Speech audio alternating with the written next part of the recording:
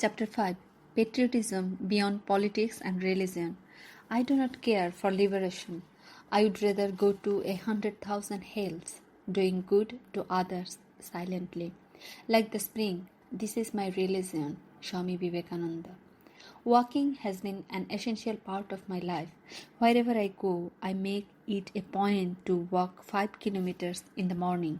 I am particularly attached to seeing the beauty of the sunrise, the light that precedes its arrival, and my ears are tuned to the songs that birds sing to welcome the dawning of a new day on this planet. Each time I experience this phenomena, the cool breeze, the singing of the birds, and the arrival of the sun, I am filled with awe at how nature brings together all the elements that go into making this moment possible, and feel thankful to God. I have been fortunate in that my work has taken me to very many beautiful places that opened up my mind to the cosmic reality. One such was Chandipur in Odisha. From Kolkata, the distance to Balasore is around 234 km and Chandipur is 16 km from the town. The name means the abode of the goddess Chandni or Durga.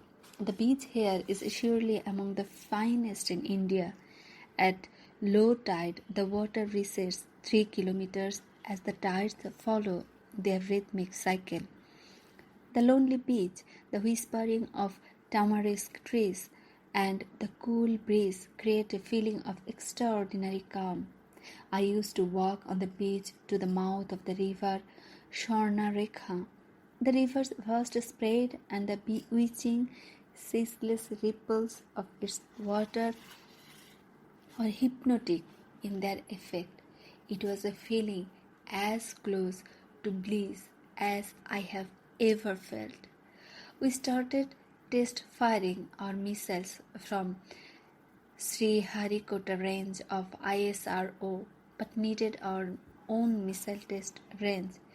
The interim test range ITR was established in 1989 as a dedicated range for launching missiles, rockets and flight test vehicles. A number of missiles of different class including the multi-role Trishul multi-target capable Akash, the anti-tank NAC missile, the surface-to-surface missile Prithvi and the long-range technology demonstrator Agni have been test-fired from the ITR. BrahMos, the Indo-Russian joint venture set up to develop supersonic cruise missile, has also been tested at this range.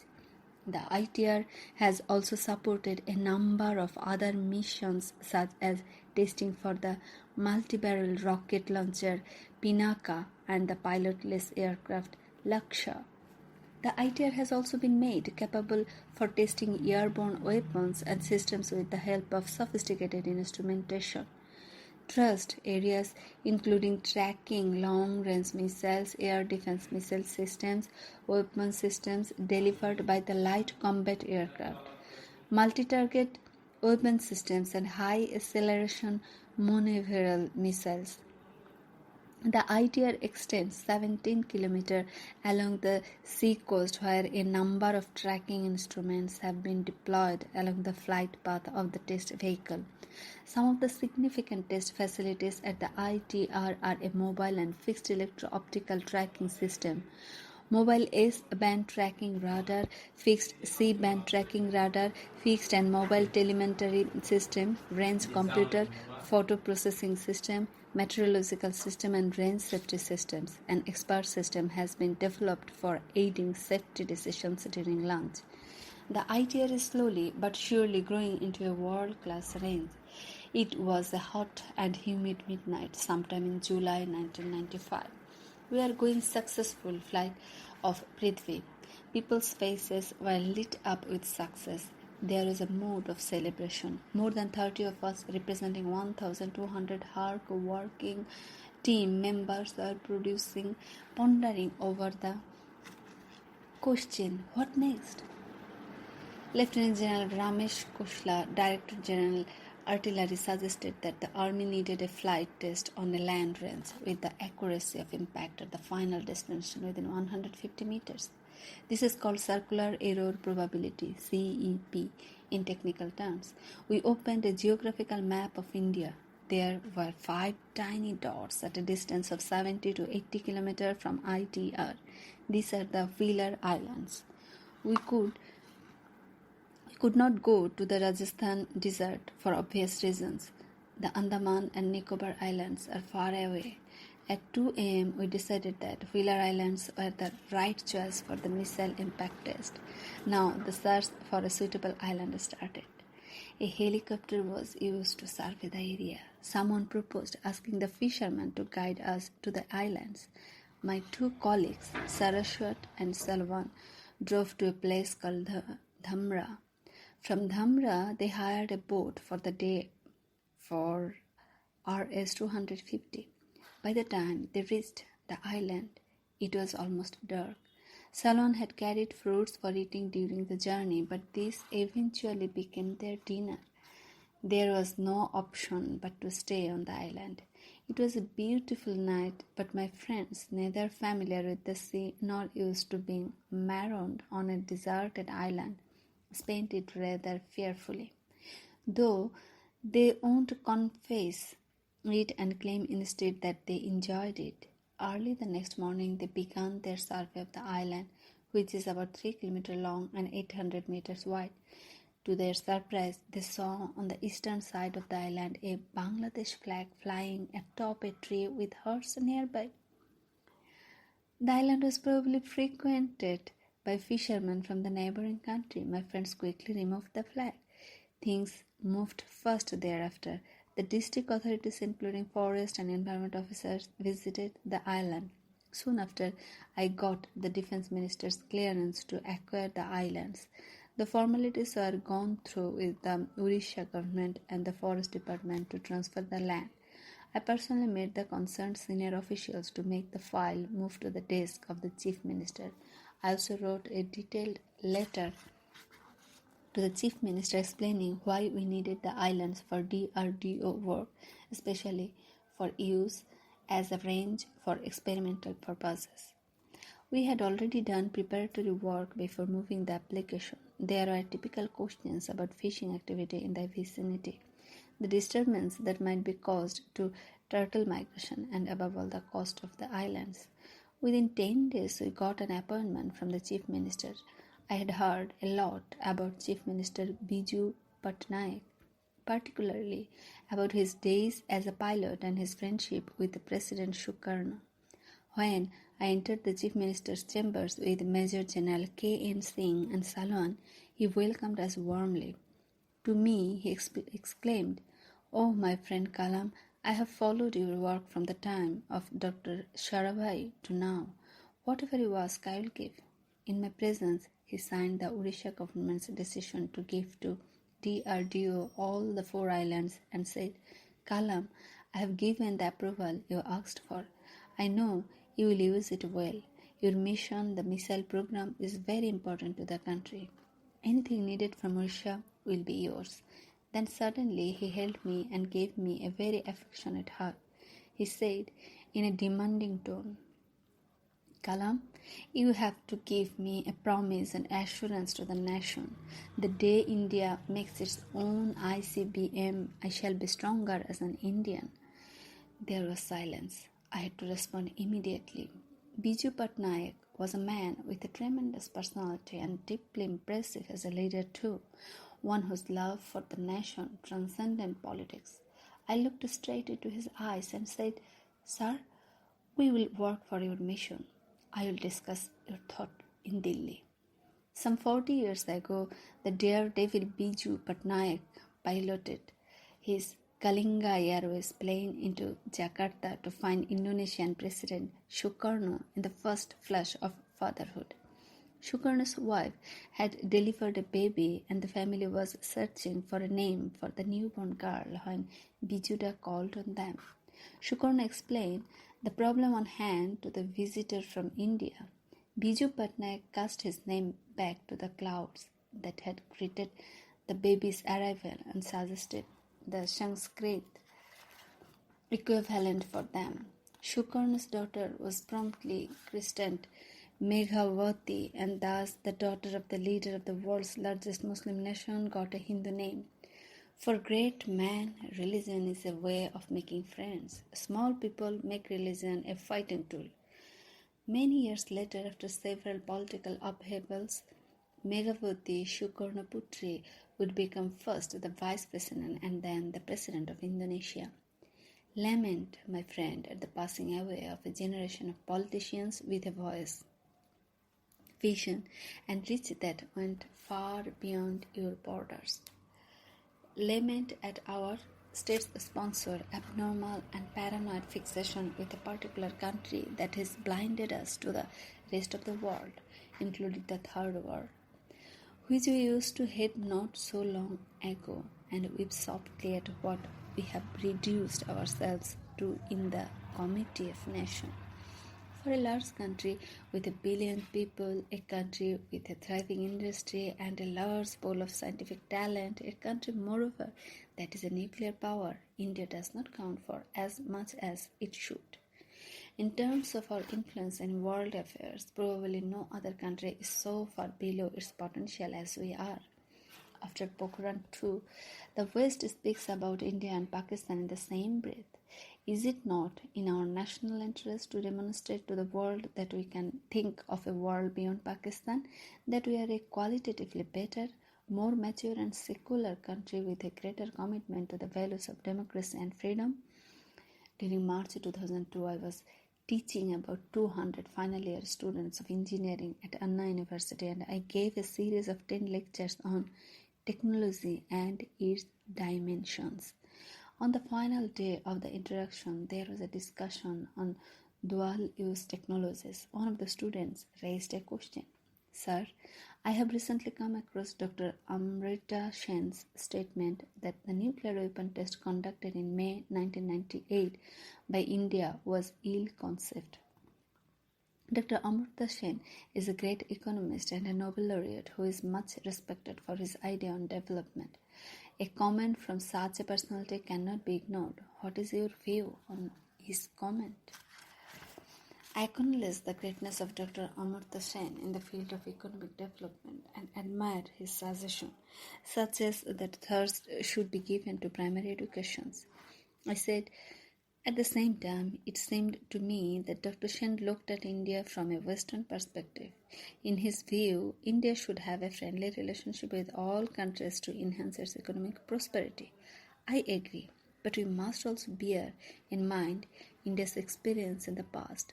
Pandit Nehru spoke in the United Nations against nuclear proliferation and advocated zero nuclear weapons in all the countries.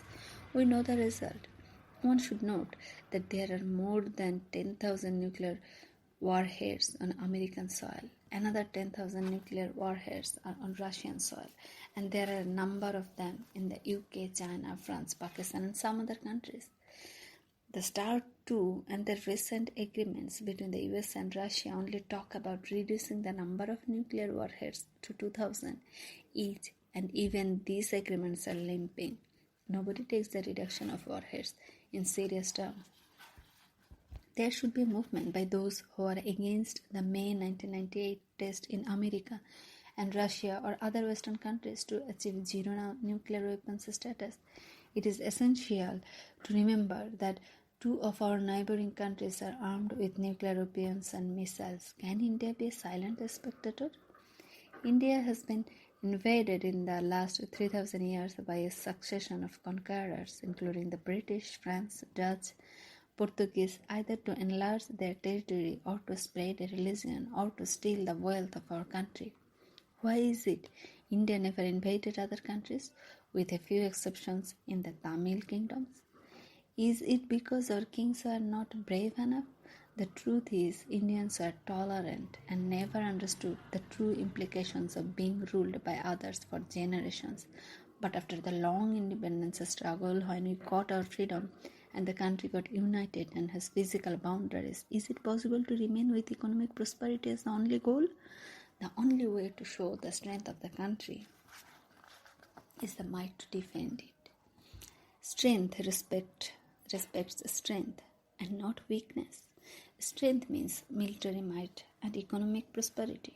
The decisions and policies of the United Nations Security Council are dictated by the countries who possess nuclear weapons. How is it we did not get a seat in the Security Council so far, but now other nations are recommending that India be made a member?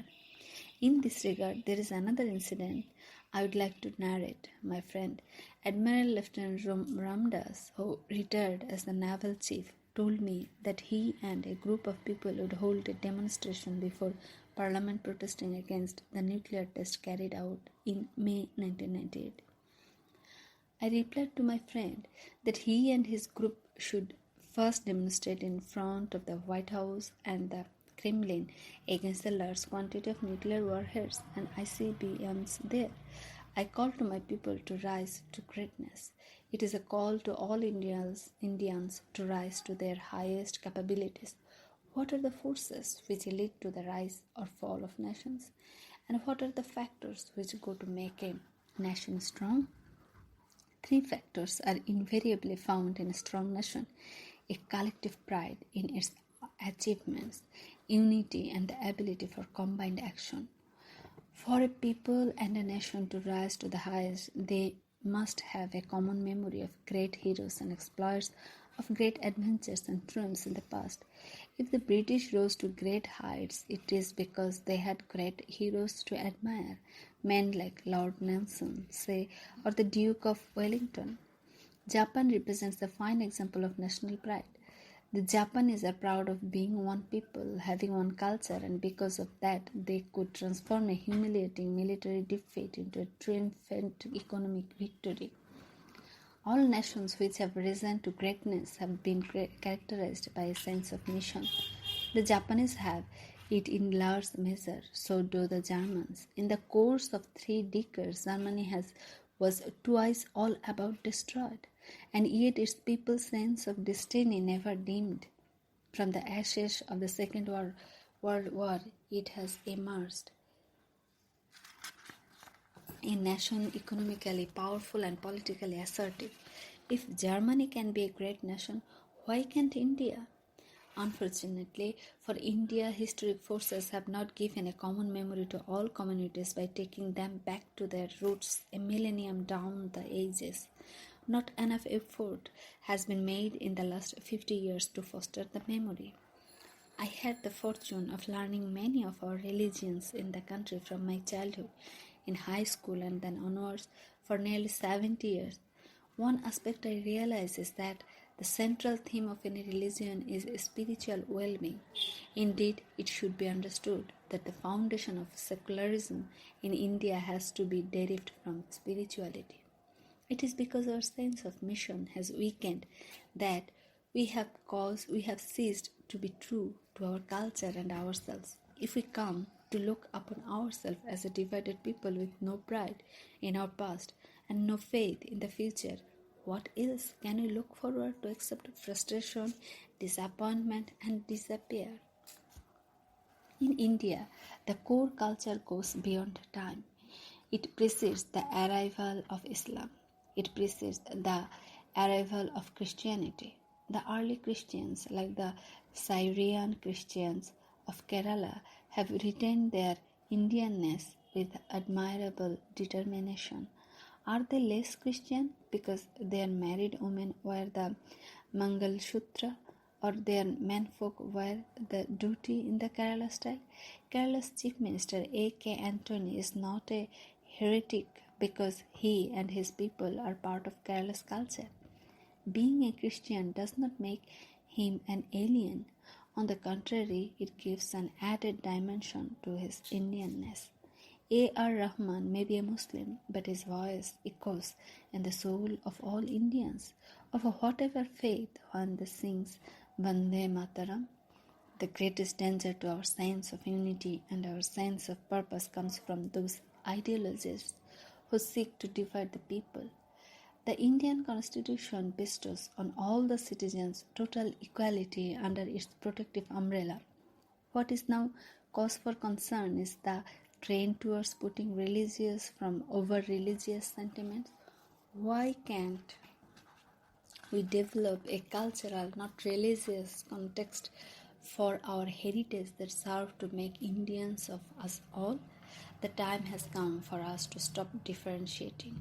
What we need today is a vision for the nation which can bring unity.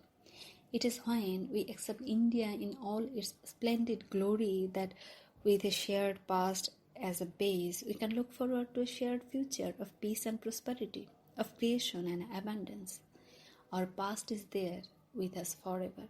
It has to be nurtured in good faith, not destroyed in exercise of political one-upmanship. The developed India will not be a nation of cities. It will be a network of prosperous villages empowered by telemedicine, teleeducation, and e-commerce. The new India will emerge out of the combination of biotechnology, bioscience, and agriculture science and industrial development. The political leaders would be working with the zeal born of the knowledge that the nation is bigger than individual interest and political parties. This attitude will lead to minimizing the rural-urban divide, and progress takes place in the countryside, and urbanities move to rural areas to absorb the best of what nature can give in the form of products and wealth. The most important and urgent task before our leadership is to get all the forces for constructive change together and deploy them in a mission mode. India is a country of 1 billion people with numerous villages and communities. It offers a wide spectrum of ideologies beside its geographic diversity. This is our greatest strength. Wherever fragmented thinking, compartmentalization, planning, and isolated efforts are not yielding results, the people have to come together to create a harmonized India. The second vision of the nation will bring about a renaissance to the nation. Chapter 6. The Knowledge Society. Wisdom is a weapon to ward off destruction. It is an inner fortress which enemies cannot destroy. Tirukural 421. Ancient India was an advanced knowledge society. Invasions and colonial rule destroyed its institutions and robbed it of its core competence. Its people have been systematically degraded to lower levels of existence. By the time the British left, our youth had lowered their aims and were satisfied earning an ordinary livelihood. India is essentially a land of knowledge, and it must rediscover itself in this aspect. Once this rediscovery is done, it will not require much struggle to achieve the quality of life, strength, and sovereignty of a developed nation. Knowledge has many forms, and it is available at many places. It is acquired through education, information, intelligence, and experience. It is available in academic institutions, with teachers, in libraries, in research papers, seminar proceedings, and in various organizations and workplaces with workers, managers, in drawings, in process sheets, and on the shop floors. Knowledge, though closely linked to education, comes equally from learning skills, such as those possessed by our artists, craftsmen, hakims, vidas, philosophers, and saints, as also our housewives. Knowledge plays a very important role in their performance and output to our heritage and history. The rituals, epics, and traditions that form part of our consciousness are also vast resource of knowledge, as are our libraries and universities. There is an abundance of unorthodox, earthy wisdom in our villages. There are hidden treasures of knowledge in our environment, in the oceans, bioreserves, and deserts, in the plant and animal life. Every state in our country has a unique core competence for a knowledge society. Knowledge has always been the prime mover of prosperity and power. The acquisition of knowledge has therefore been the thrust area throughout the world. Additionally, in India, there has been a culture of sharing it, not only through the tradition of Guru Shishya but also by its spread to neighboring countries through travelers who came to Nalanda and other universities drawn by their reputation as centers of learning. India is endowed with natural and competitive advantages as also certain distinctive competencies.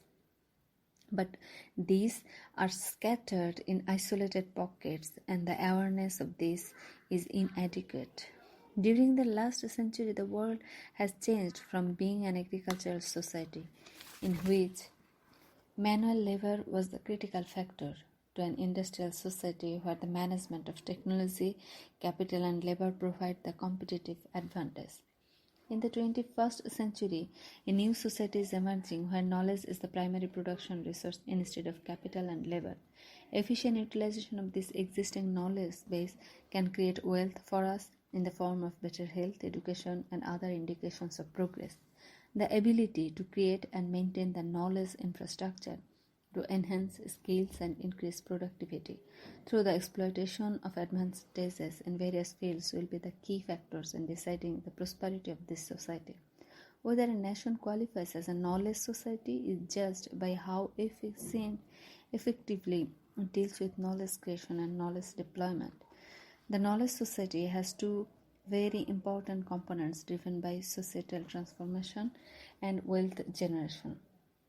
The societal transformation is in respect of education, healthcare, agriculture, and governance. These will lead to employment generation, high productivity, and rural prosperity. The task of wealth generation for the nation has to be woven around national competencies. The TFE task team has identified core areas that will spearhead or march towards becoming a knowledge society. The areas are information technology, biotechnology, space technology, weather forecasting, disaster management, telemedicine, and teleeducation.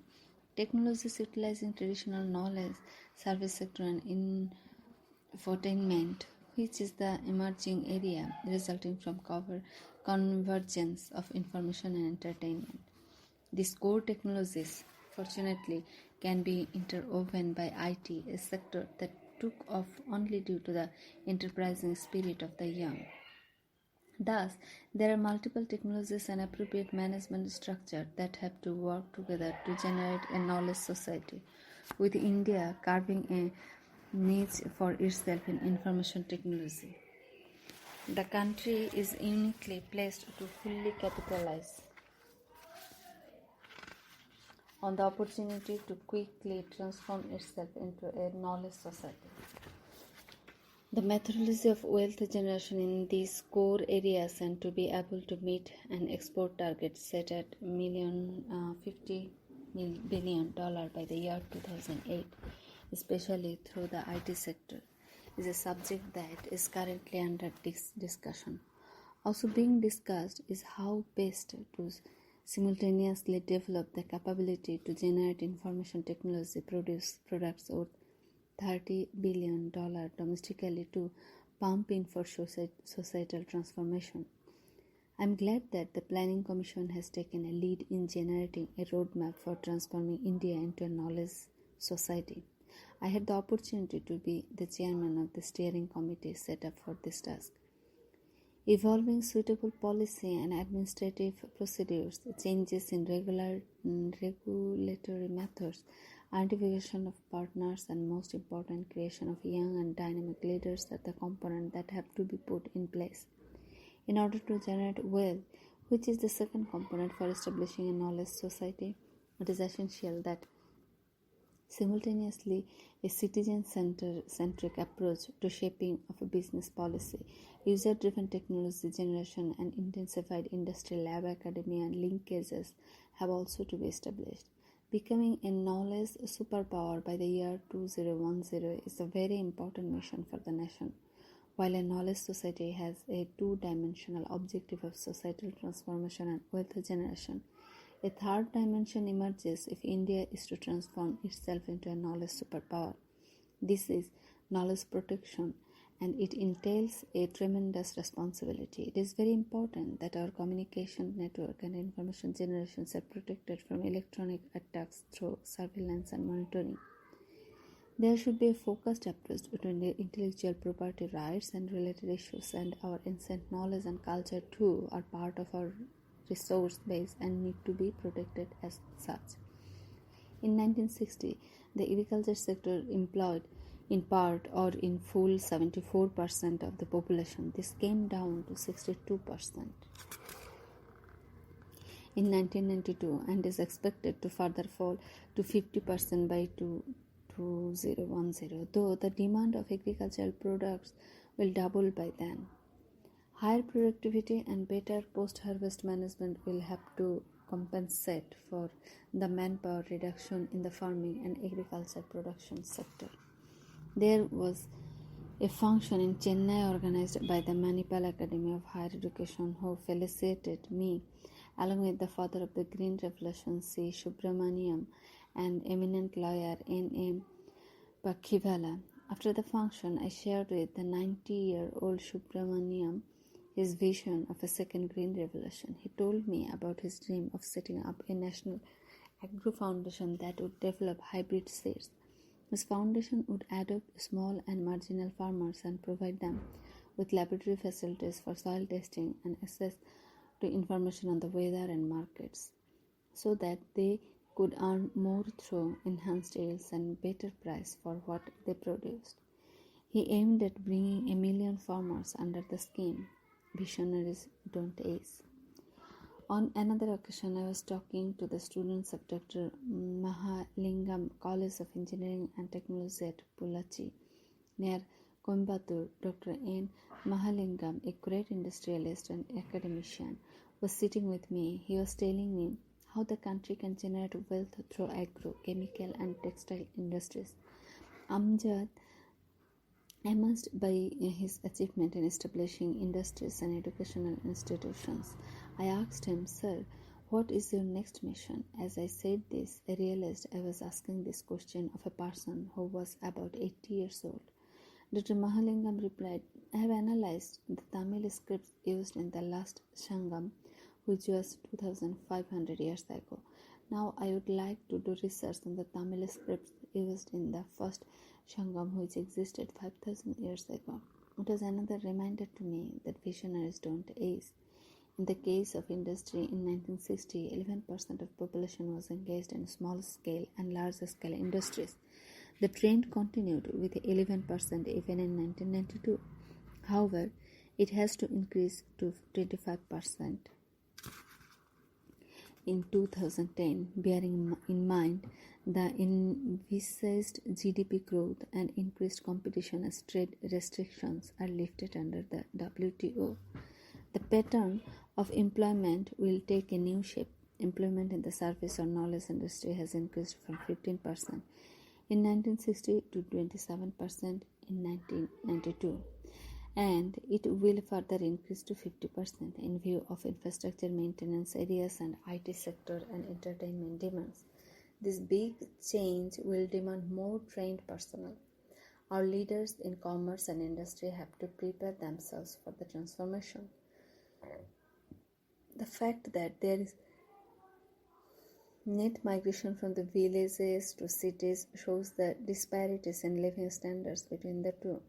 Ideally, both rural and urban areas should be equally attractive with no net migration either way.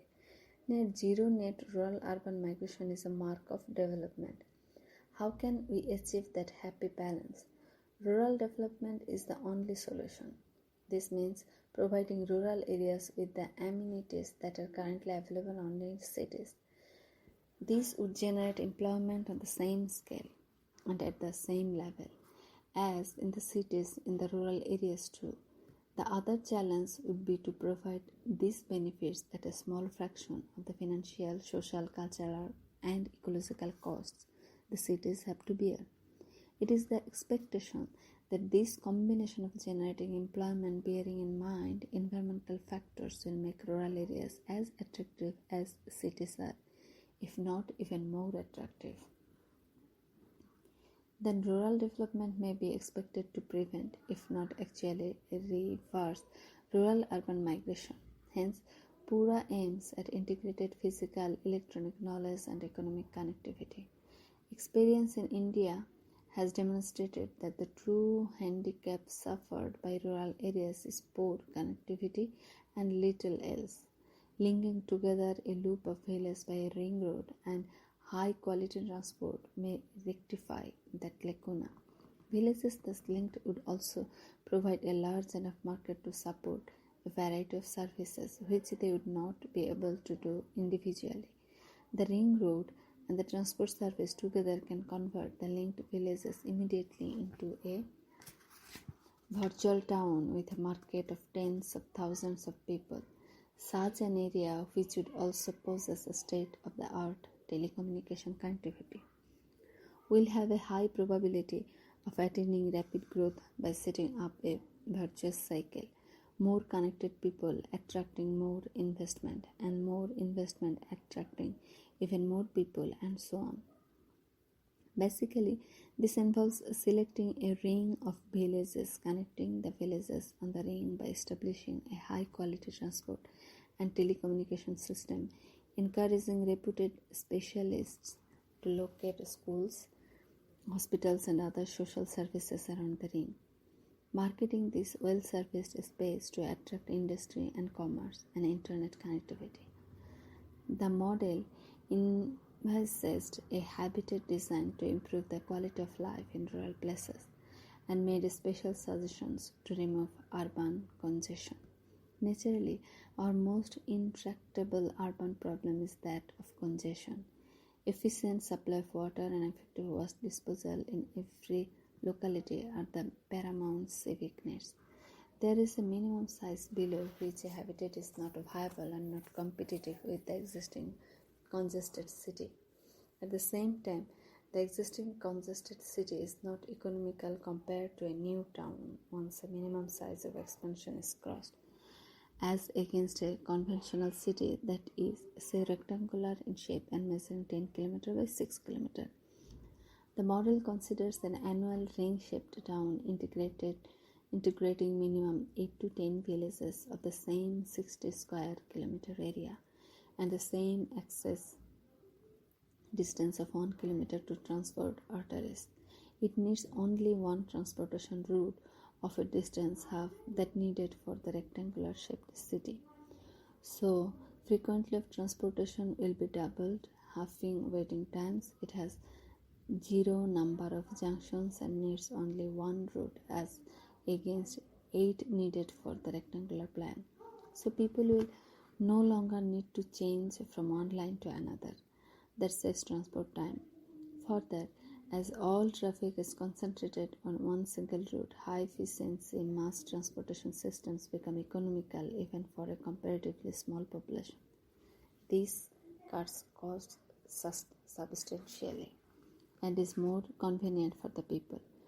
Rural development is an essential need for transforming India into a knowledge superpower, and high bandwidth rural connectivity is the minimum requirement to take education and healthcare to the rural areas. Roadmaps for development of certain areas have been generated, and we have to work on their realization. There was an invitation by Mr. Ratan Tata, chairman of the Tata Group of companies, to visit Telco at Pune, particularly to witness the challenge of designing, developing and manufacturing in the country a fully Indian car, the Indica. The prospect of the visit excited me. I thought I would get an answer to some questions that I have been asked on many occasions.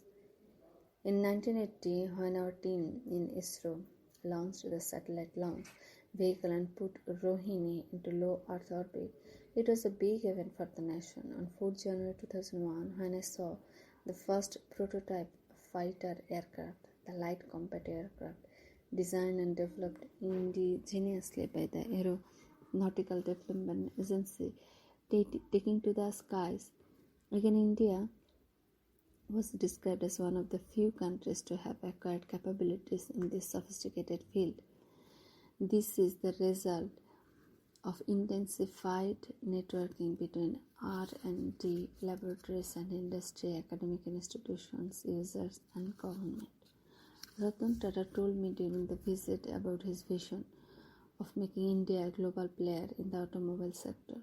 To implement his vision, he decided to acquire car manufacturing units from many countries rather than set them up here at considerable expense in terms of money and time.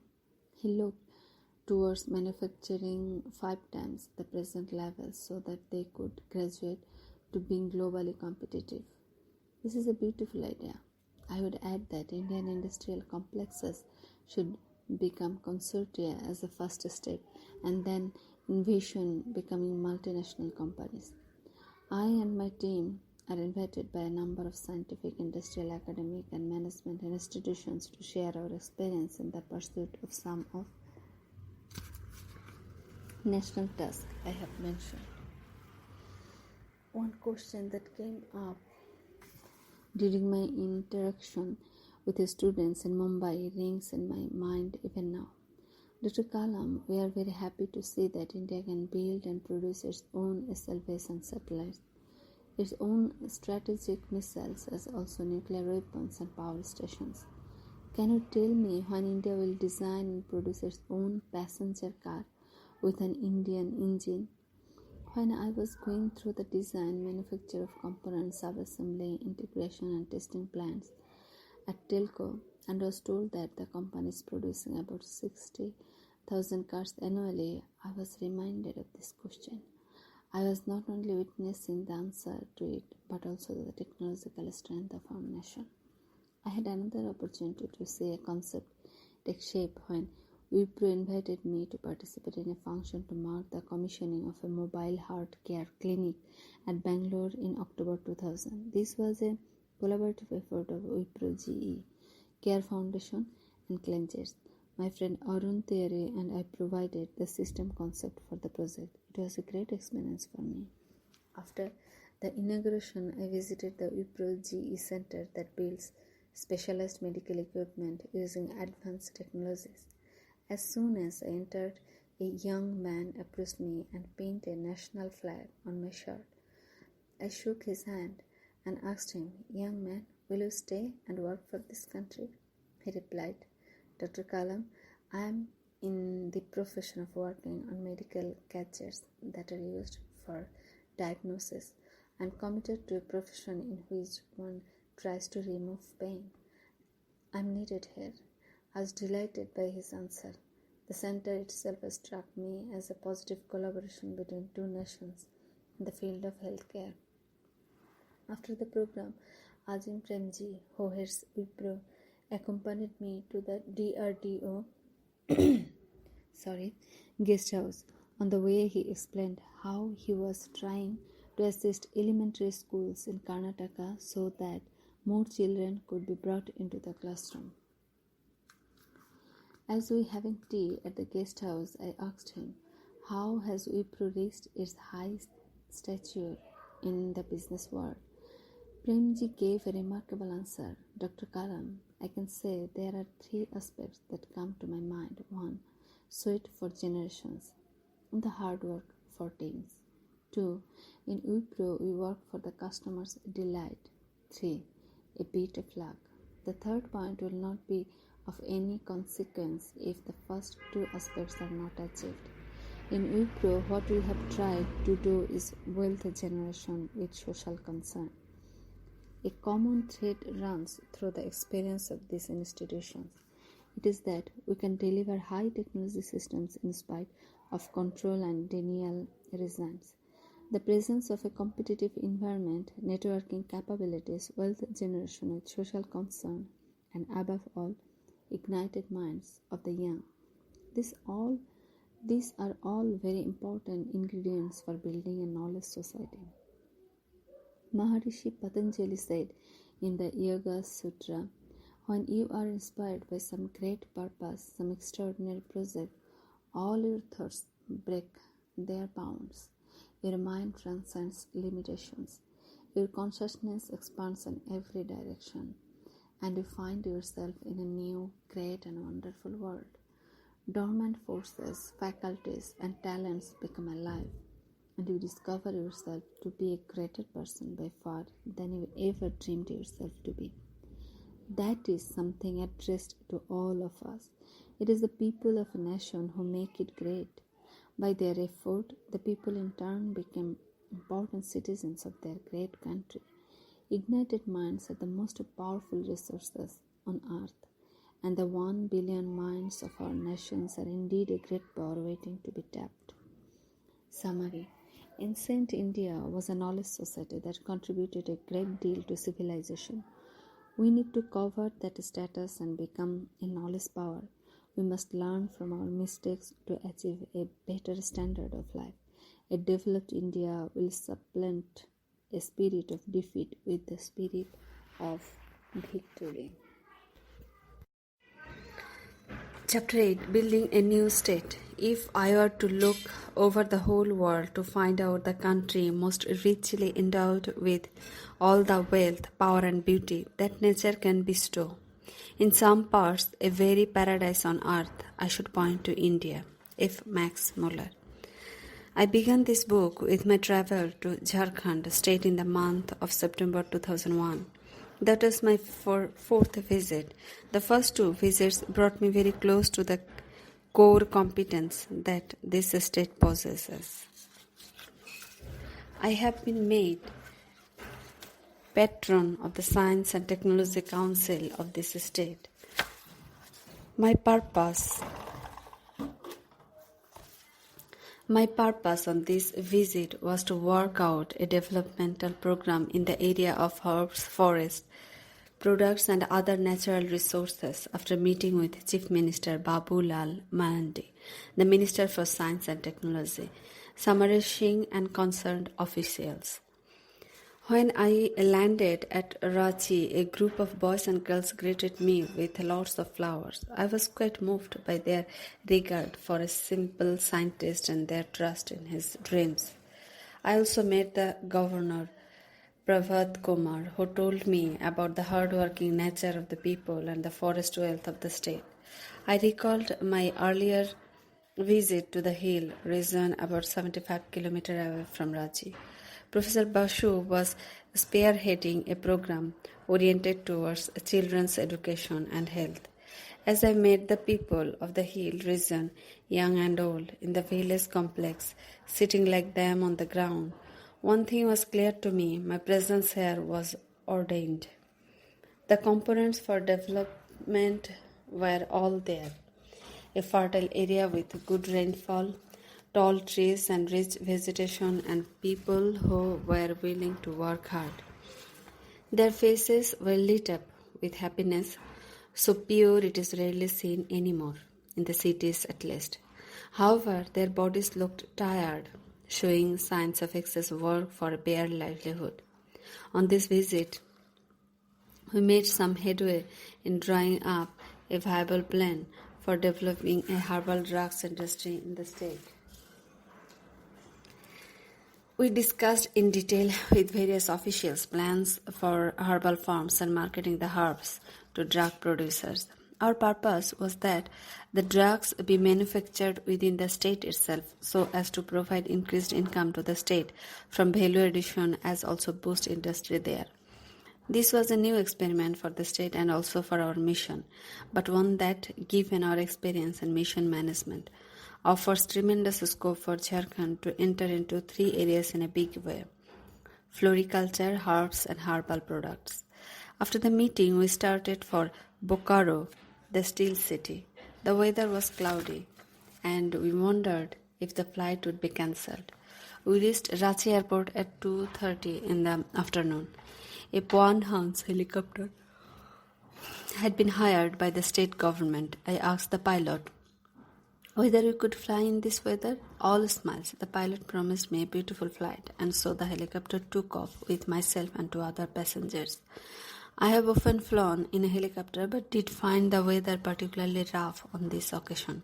However, the pilot was skillful, and I even congratulated him at one point for keeping the flight smooth in spite of the turbulence.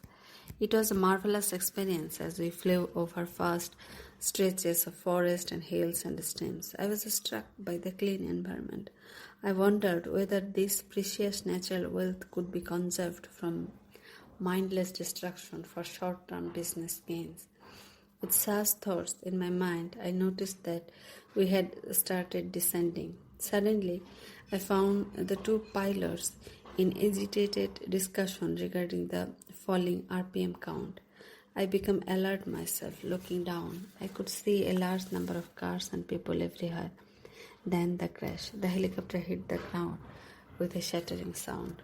Broken parts flew around us, and I could see fire engines rush towards us. We simply got out of the helicopter that had hit the ground as a dead weight.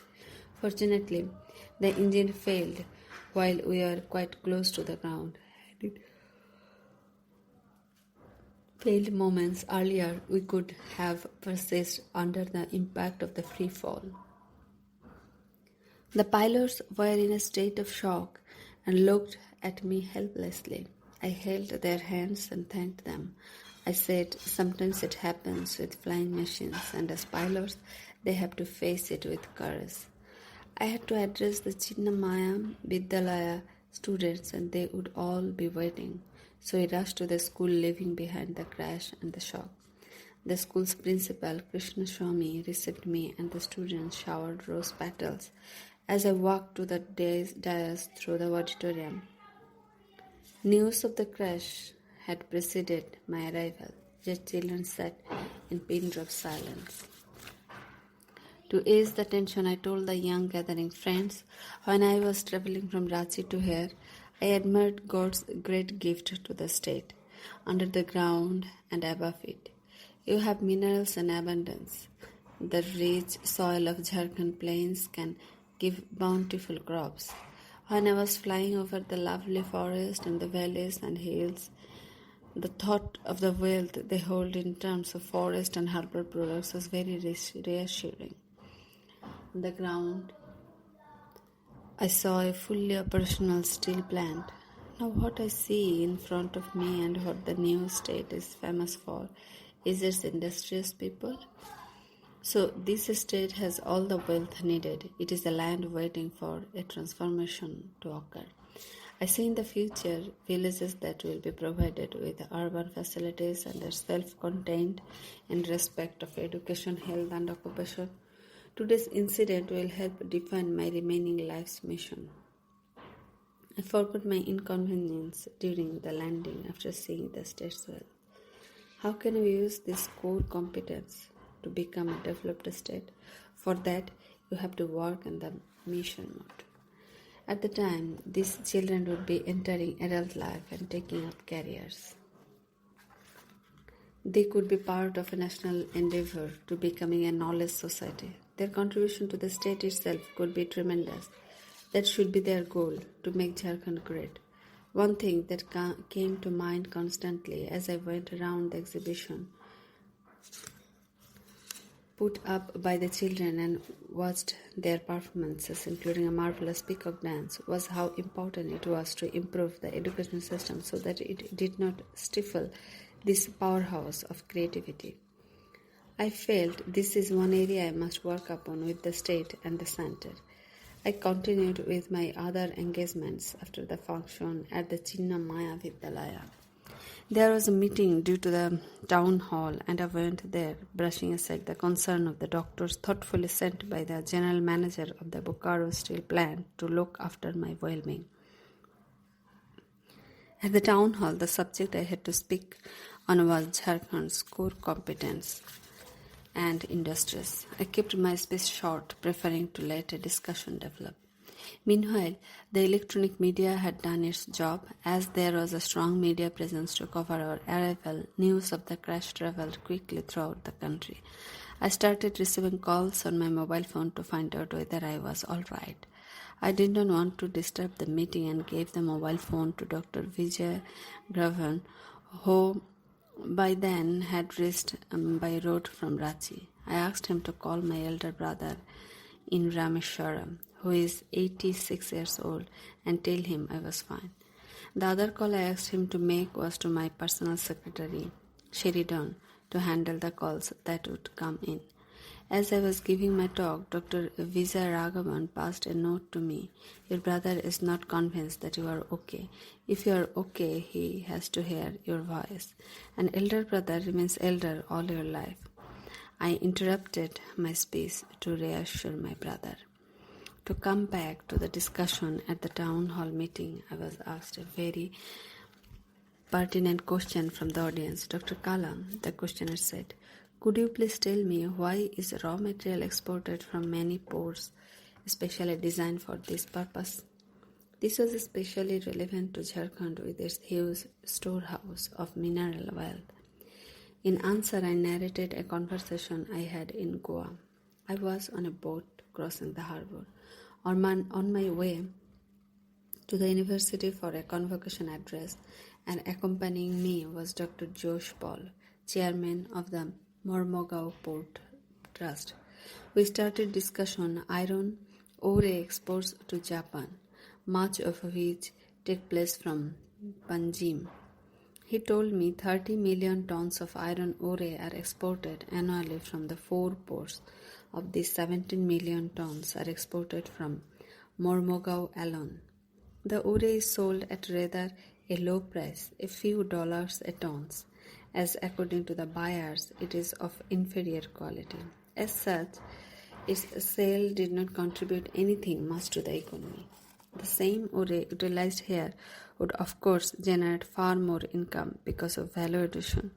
What is value addition, and could you give an example? I was asked in Bokaro, and a powerful example came to my mind. When we were working on the satellite launch vehicles in 1970s, requirement arrows for beryllium diaphragms. These are used in gyros sensors used to determine the attitude, the position of an aircraft in relation to specified directions of the rockets or missiles when they are in flight. As these were not available with us, a procurement team was formed to purchase them in the international market. The team was headed by T.N. Sheshan, better known now as the former Chief Election Commission of India. With Madhavan Nair, Dr. S. C. Gupta and I, as member, we struck a deal with a company in New York for 100 beryllium diaphragms.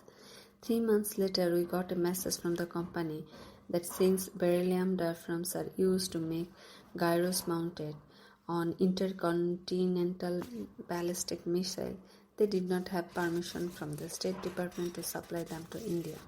We immediately initiated action to redress the problem in our typical firefighting manner. Technology denied was to us technology gained. Meanwhile, it emerged that India has one of the largest deposits of beryllium ore. The ore was exported in those days to Japan, who processed the ore into beryllium rods and sheets and exported them to US companies to transform them into beryllium products such as diaphragms. I received the shock of my life. This was material mined in India and exported to Japan, who processed it and exported it to the US, and the US company refused to give it to India. Where was our sense of initiative? What had happened to our aims? The issue figured prominently in the press, and export of beryllium ore was stopped. The same story is repeated in other areas. The upshot is that India is poor as a nation in spite of its enormous wealth because it does not focus on value addition, be it in mineral or biodiversity products or even grain or fish. In the case of beryllium ore, value addition by at least 10 times takes place in refinement itself. Value addition by at least 100 times is achieved during product conversion. And this is what we would be paying Japan or the US for something that originated from India itself. It is the same with iron ore and many other exports, only the scale of value addition varies. It is a lesson that must be quickly learned. At the same meeting, another interesting question came up. Do you think in politics purity is possible? It was a little outside my purview, but there was one aspect to it raised earlier, which I would like to mention.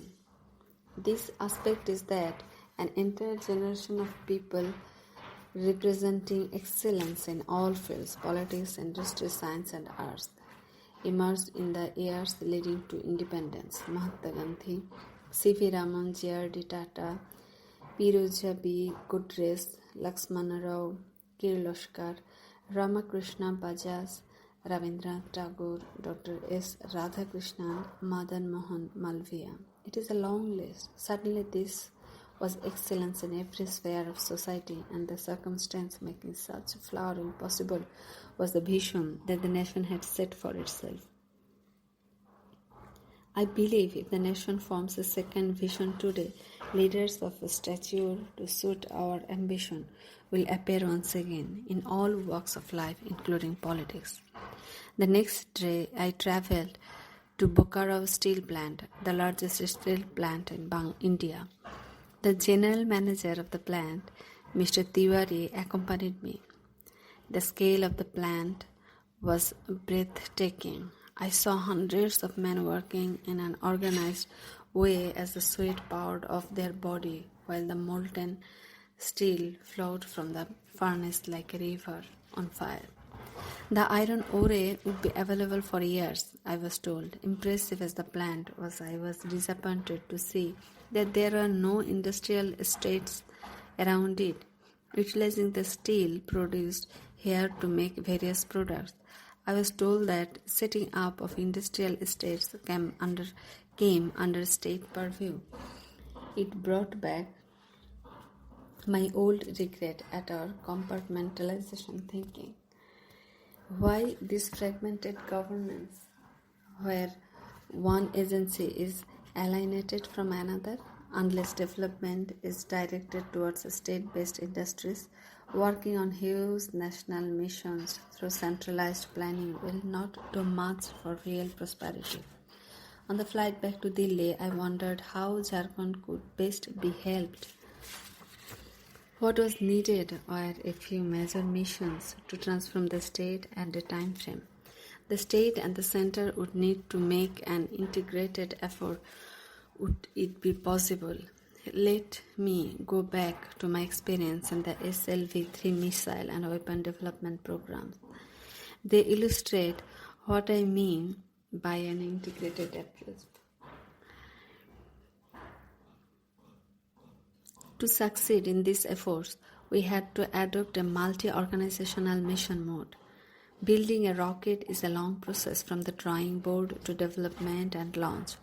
All through the process, a number of reliability factors matter. The first stage is a robust booster rocket system. Before Rohini was put into orbit, the booster rocket had gone through 5 static trials in the flight hardware in full scale, and it had also been tried out during 2 experimental flights. That means a proven, developed booster was available when that time came for launch. An IRBM was not demanded by anyone when the missile program was conceived in 1982. However, the availability of the SLV-3 booster led to the building of a technology demonstrator, Ogni, as part of the approved program. Ogni was launched successfully in 1989 at a moderate budget of Rs 36 crore. Nobody in the world could have anticipated India acquiring IRBM capability in the short period of 6 years. It happened only because the Ogni mission was organized into a multi-institutional program. My assessment based on various space and defense projects done as mission mode program is that intensive partnership between various participants, government departments, industry, research institutions bring faster development at lower cost. The same holds in other projects and schemes. Central and state projects integrated as mission mode operations will bring rapid development at minimum cost. What is keeping us from taking this concept further? Does it sound risky to abandon the time-tested route of checks and balances and go in for a tightrope walk? Or is it that going into mission mode would demand a responsibility? Either one has show the result or quit. In October 2001, I got the opportunity to visit Guru Gobind Singh Indraprastha University in Delhi. The topic I selected for my address to the students was responsible young citizens. I put forth the importance of India becoming a knowledge society. After the talk, one student asked me an important question. Could you tell me why Indians, particularly educated Indians, excel when they go to the US and Europe? They become rich also. I said, recently I read a book, The Horse That Flew by Chidanand Rajgata, which is about Indians who have succeeded in the IT field, especially in America. One quality I noticed in all of those who excelled was that they did not work solo. They worked with their colleagues irrespective of religious or other differences, and they were not afraid to take risks, starting with the risk of going to a foreign land. I met B. Chandra Shekhar, who has been a big success as an entrepreneur in Silicon Valley. When he contributed to our alma mater, Madras Institution of Technology, whose acronym MIT is the same as that of the famous institution at Massachusetts, to start an internet technology center. One fine morning, Chandrasekhar sold his $10 billion company to start another enterprise. When I asked him how he took such chances to build his enterprise, Chandrasekhar told me he loved taking risks. There was one other aspect to the success of his and other companies. For them, survival depended on performance, and the better they performed, the richer they became. I have an experience to tell in this regard. It was 1955. I was on the second year of course in aeronautical engineering in Madras Institute of Technology. Our director was Dr. N. Srinivasan, an aeronautical engineer himself. I was working on a project supervised by him on designing a low-level attack aircraft. A 7-member student team was allotted this task. 3 of them, Vivekanandam, Mahabaleshwar Bhatt, and I, were given the task of system integration. Our team was supposed to provide the design report with all the drawings in 3 months' time, because data on the engine, control system and some other subsystem drawings coming from my friend got delayed. I also got delayed by more than 2 weeks in submitting my drawings. It was a humid evening in the month of August.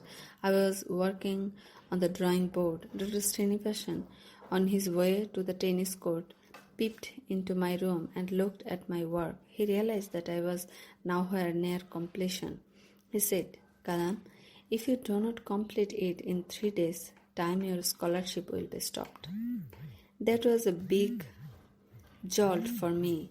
The scholarship was my lifeline, as my father could not afford the high cost of education at MIT. I had to make the best use of the time available. 3 days was too short a time to complete it. I would have to work continuously, and this is what I decided to do. I slept on a bench in the college for 3 nights and went out only for food. Exactly after 3 days, Dr. Srinivasan visited my drawing board. He spent nearly 1 hour examining what I had done and said, This is good. You have performed a few weeks' work in a few days. Coming from him, it was a great compliment. I realized then that if something is at stake, the human mind gets ignited and working capacity gets enhanced manifold. Challenges throw up opportunities. Once one selects a task, one should get immersed in it. Either you will succeed or fail. That risk will always be there. This should not deter you. When you fail, you still have the experience gained to draw upon in the future. Start by risking your own position for a mission. Either I deliver or I go. Prepare yourself for the endeavor. With effort and perseverance, you will succeed. There is always a risk involved. when we venture into something new. After all, the process of birth itself is a risky affair, but then the infant starts breathing and life follows. With all its hopes and aspirations, breathe in thoughts of success and you will be a success. Summary: the way to development is through purposeful activity. The young especially have to be guided properly so that their lives find a proper direction and their creativity is allowed to flower. To facilitate this, certain educational reforms must be initiated. With regard to improving the pace of development, central state efforts should be coordinated in a few key areas and effort across sectors and organizations integrated and taken up in a mission mode. The mindset must change, showing willingness to take pragmatic risks. Success will follow. Chapter 9. To my countrymen. Where the mind is without fear and the head is held high, where knowledge is free, where the world has not been broken up into fragments, my father, let my country awake. Rabindranath Tagore. All through this book, I have spoken about the power of the imagination. It lies at the heart of the creative process and is the very substance of life, allied as it is to the power to attract to us what we most desire. This power makes all the difference between the winners and the losers. I would like to see in 20 years a literature and poverty-free India. I dream of an India governed by noble leaders. I dream of a system where the work of scientists and technologists is focused on specific missions driven by goals relevant to the common man. How is this dream to be made real? We need to realize that missions are always bigger than organizations, just as organizations are always bigger than the individuals who run them. Missions need effort and the mind provides the purpose. In this way, consider which department or ministry will take man to Mars and build a habitat there. Can 200,000,000 watt of electric power be generated by isolated efforts in thermal, hydroelectric, nuclear and non-conventional sectors without an integrated effort? Can the second green revolution happen without agricultural scientists, biotechnologists and irrigation experts working together? Without proper diagnostic facilities in clinics and affordable drugs reaching our masses, our biotechnology laboratories and medical councils will continue to perpetuate each other's survival without serving the purpose of their existence. To set in place the most advanced medical facilities and make these available to the people at reasonable price. I have dwelt upon my own experiences that made me aware of the energy field which is created by a vision. It is a power that arises from deep within you. This power is the basis for the movement towards excellence we saw at the time of independence. I have been touched by this power on many occasions while facing a challenge. Pre-independence India reverberated with it. It helped us humble a mighty empire. Jamshedji Nasirwanji Tata brought the steel industry to India even though the British rulers were not favorably disposed to the idea. Achura P.C. Rai nurtured the chemical and pharmaceutical industries. We saw the birth of many great institutions like the Indian Institution of Science, Bangalore, started by G.N. Tata. The Banaras Hindu University established by Pandit Madan Mohan Malaviya and Aligarh Muslim University set by up Sir Syed Ahmad Khan. Some of the progressive Maharajas to set up universities as in Baroda.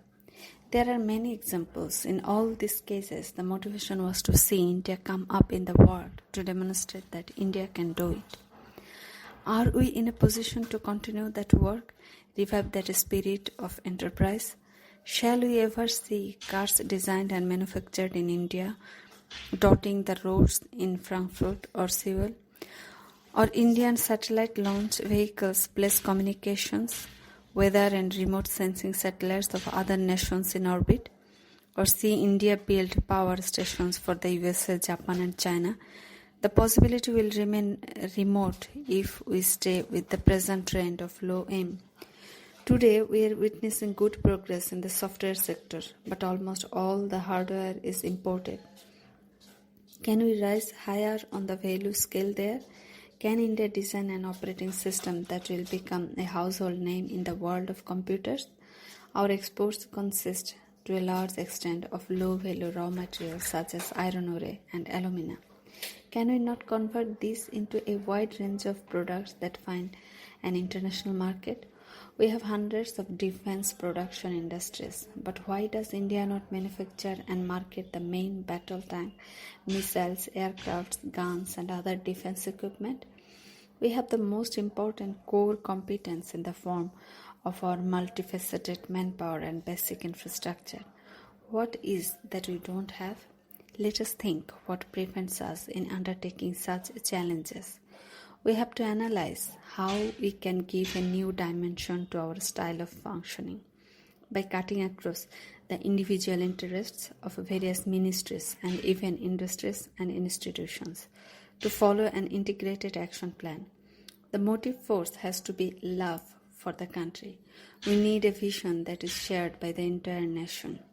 In the drive for development, some states are faring better than others in the country. Bright young entrepreneurs have energized the national technology scene. Bangalore, Chennai, Mumbai, Delhi and Hyderabad are hubs of business activity. But even though the IT sector is a very visible area of success and has brought in some capital investment in terms of overall development, this is not enough. Even if you take up the IT area as a mission, manpower is the most important need. Those living away from the cities must also have access to a good education to join the talent pool, and this should happen first. My visits to the northeastern states, Tripura and Assam, and to Jharkhand showed me our untapped potential. Tripura's economy rests on forest products, including bamboo cultivation. It is rich in mineral wealth, as also in natural gas, but the transport facilities are in bad shape. It is difficult to travel, interact, and organize business. There is isolation. In Jharkhand, too, there is mineral wealth beside resources in terms of forestry products and handicrafts, all of which need to be developed. In Assam, there is no shortage of resources, and the state has good educational infrastructure. All the ingredients required for a developed economy are there, but there is insurgency and unrest among people. A focused mission will integrate people. States such as Tamil Nadu, Andhra Pradesh, Punjab and Karnataka have made me realize that much can be achieved once efforts are made to channel development funds for improvement in areas such as education and health. These and other states can become good examples of economic development. Our intellectual forums, political platforms, academic institutions and chambers of commerce are full of discussion and debate. There is noise, a lot of it in fact. There are endless debates, arguments, hypotheses and theories, and yet there is little progress. However, the theme of a developed India is not discussed in boardrooms and technology conferences. I want all of us, institutions, political parties, industries, communities, families, individuals at every level to take full responsibility for what is good or bad in our situation, for what we possess and that which we do not. This would mean that we stop blaming others for the circumstances we find ourselves in.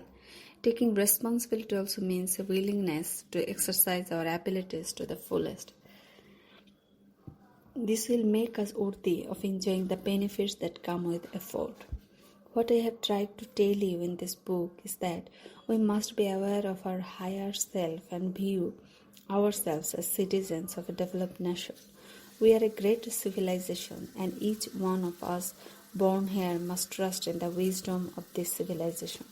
Our scriptures tell us that there is no barrier between us and the world, that we are the world just as the world is in us. It is for you to put yourself in tune with the music of the universe. There are a few points I would like to mention. The needs of a nation's people are bigger and much more important than any other considerations.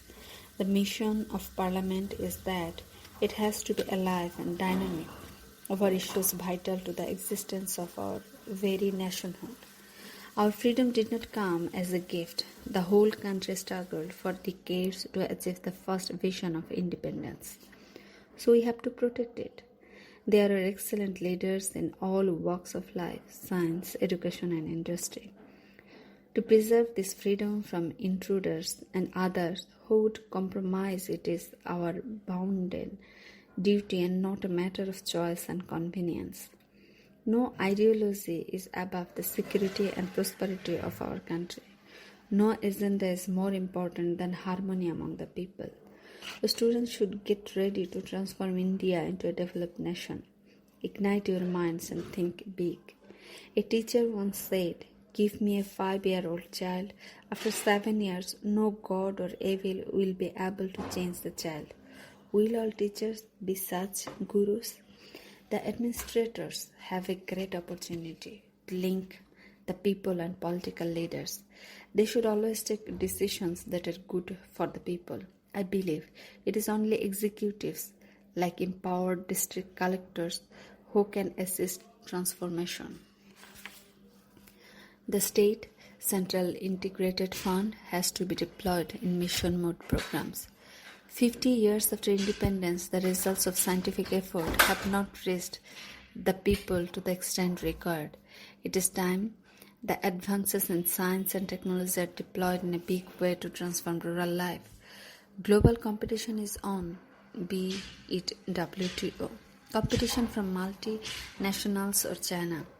For industrialists, competing with high performance and cost-effective products will result in growth for the industry. Competitiveness and innovation are the way pillars of industrial growth. Industries, by working together, can generate multinational institutions, reversing the present trend. The IT community, by its innovativeness, has given India stature in the world. India is a competitive nation in IT today. IT must be used for healthcare, telemedicine, or remove illiteracy, generate skills, and for e-governance and tele-education. Transform the nation into a knowledge society with IT as the linking tool. Finally, the farmers have given this country surplus food with their sweat. Time has come for 2 events to take place in agriculture sector. 1. The value addition of all agriculture products. The second is to improve the quality of agriculture products and compete in the world market. Above all, marketing itself is a great business tool. We have to create a new cadre for this purpose. These steps will bring relief to the farmers.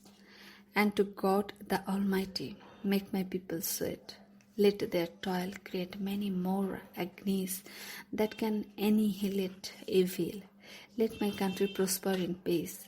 Let my people live in harmony. Let me go to dust as a proud citizen of India, to rise again and rejoice in its glory.